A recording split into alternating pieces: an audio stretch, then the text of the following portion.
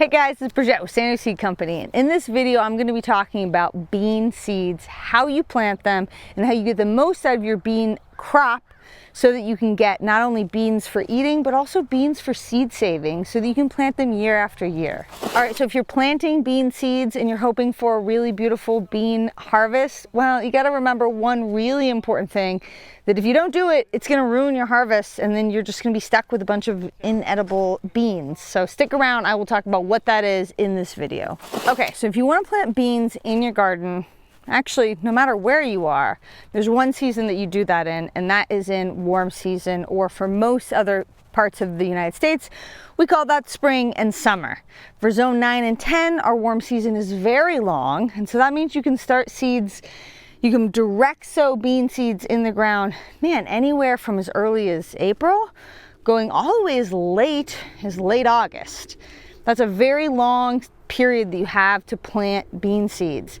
If you're a beginner gardener, please remember that it is best to direct sow them. Yeah, you can start them in soil blocks or in transplant form and transplant them out, but it's not really worth the effort because bean seeds are very large and super easy to direct sow into good garden soil. They'll germinate quickly as long as there's one key thing that you need for any seed, and that's moisture. So you'll notice that all of our crops are on irrigation. It's really the only way that we can have successful crops here in zone 9 and 10. Yes, you can hand water, but if life gets busy and you're not watering regularly, your crops will suffer, the productivity will drop significantly, and you just won't have as happy of a garden.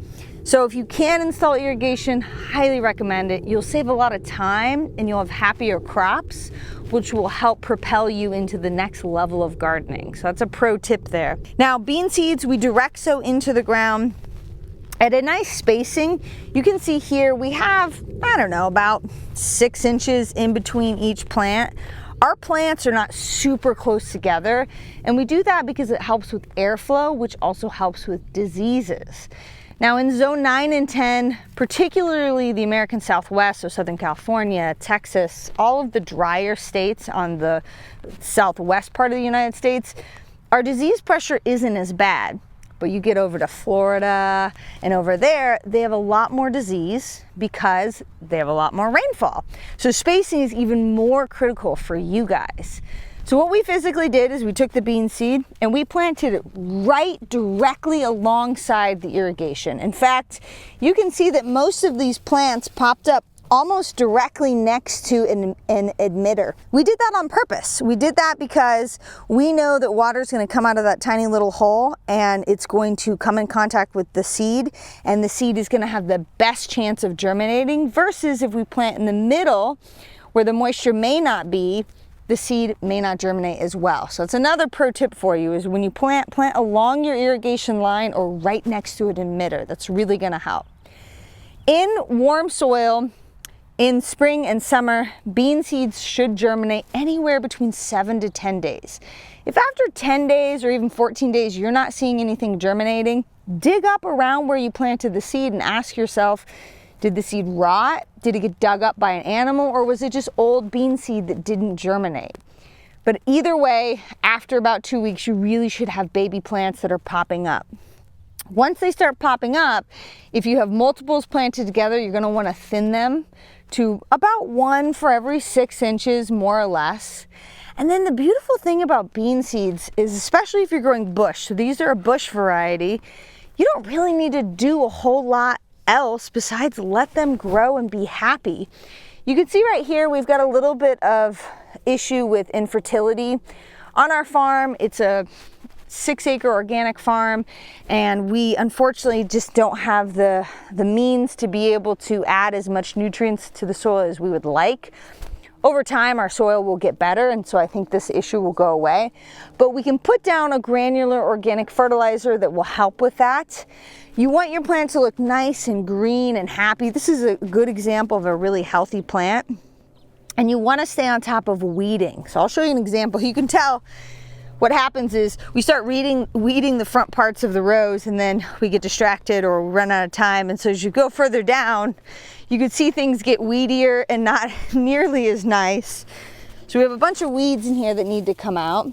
And you might think like, oh, this isn't that big of a deal. Well, it actually is, because not only can these weeds be a host for pests and insects to become an issue, they're also sucking out moisture and nutrients from the soil, which we don't have a lot of, so I really want to focus on giving it to the plant. That's really important. Remember, there's lots of different types of bean seeds that you plant that need slightly different growing requirements. They all grow in the warm season, but the way they physically grow can be different. So there's bush, which are what these are. They actually stay bushy. They don't need to climb up anything.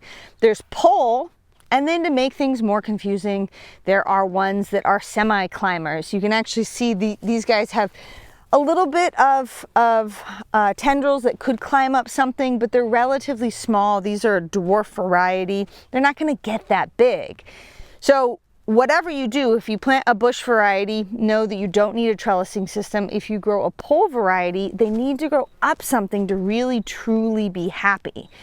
Now, those are the way the plants grow. Let's talk about the way you eat the plants that is very different. So every variety of bean, the bean seeds can be grown, the pods can be grown to the point where they have full mature beans in there, and you can save those beans for eating like you would in chili or, you know, a dry bean basically. Or you can also save the seeds too and plant next year.